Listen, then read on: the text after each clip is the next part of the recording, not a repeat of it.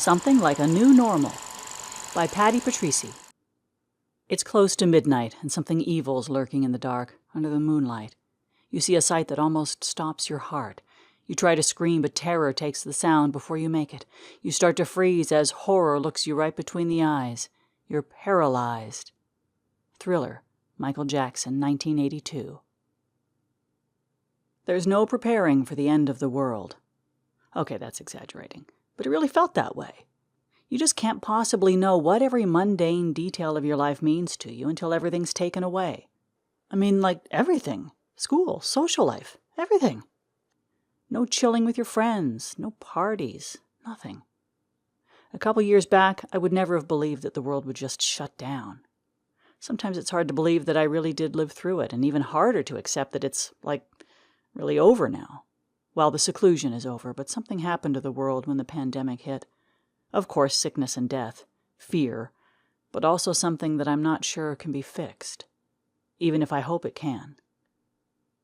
I don't know why I was surprised by how people reacted, why I couldn't believe things got so bad so fast, not just over COVID, neither.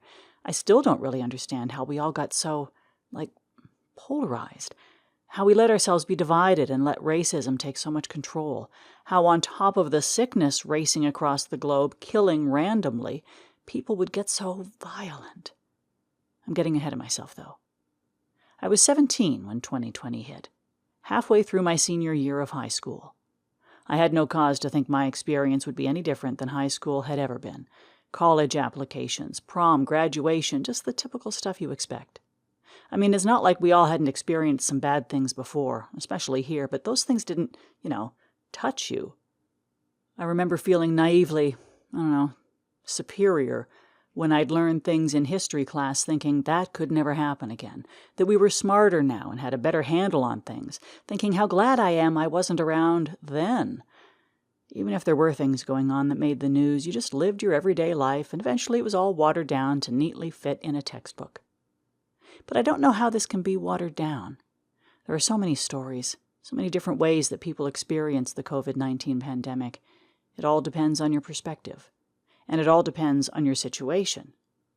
It was just like a year or something that the world shut down. About 18 months, maybe, I think, of openings and closings, of mandates that, looking back, seemed too unreal to have been really happening. It's insane, the way we were living. I guess in the big picture of life, it wasn't very long, but it was long enough that people started saying the before times basically right after, calling things the new normal. Long enough to know that things were never really going back. A few months to a year of a world where people were scared of the air we breathe, of each other. It's like you couldn't even believe the things we thought about, worried about, because it really sounds like some movie. I remember reading articles where microbiologists said how they handled their mail differently, afraid that the envelopes would make them sick, and whether or not they washed their groceries before taking them in the house. I heard stories of people killing pets because they thought that they had it. They were testing animals in the zoo. Standing on the edge between childhood and the real world, I felt the desperation we all lived with and lived through. Still feel it. Not just the fear and confusion, but that eerie sci-fi horror movie feeling of people collectively giving up hope. December 31st, 2019. Tambola disse de moya, hey jambo jumbo, way to party, oh we goin', oh jambolai, tambo li disse de moya, yeah jambo jumbo. All Night Long, Lionel Richie, 1983.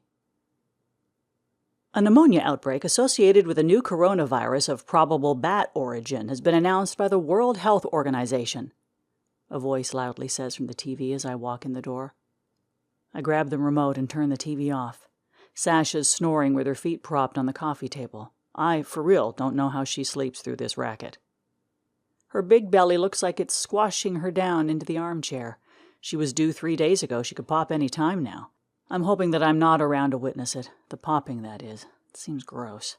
It's already 2 p.m. with no action in sight, so a 2020 baby.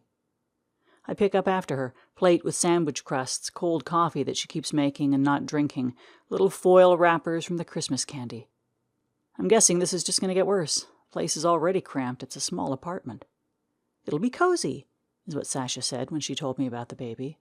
Yeah, a real Norman Rockwell picture, was my response. She just looked at me with a confused expression. I forget, not everyone's into old school. I don't know why I'm so into vintage pop culture, maybe because our parents are dead. We were left with a few clues about things they were into, but our relatives didn't keep much when they died.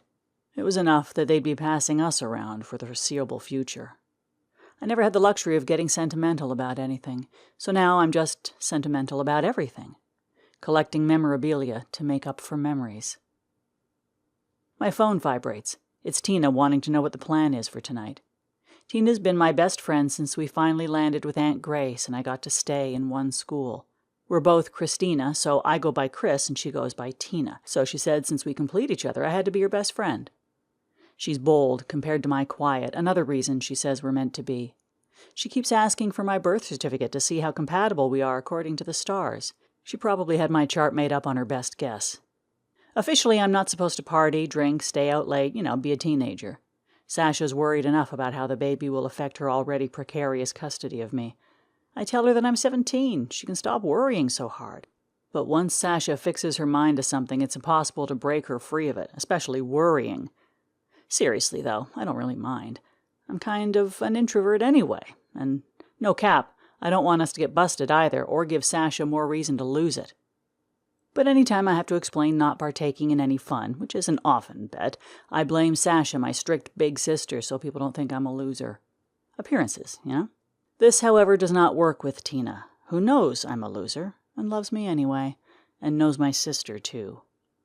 With my eyes still glued to my phone, I move to my room and push the door closed.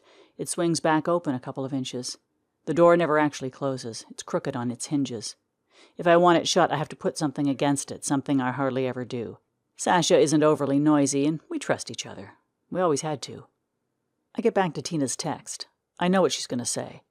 I know I'll go along with her whether or not I really want to, but we have the text exchange anyway. One party can't hurt. It's not far, and it's in an apartment, so how big could it be? IDK, WBU?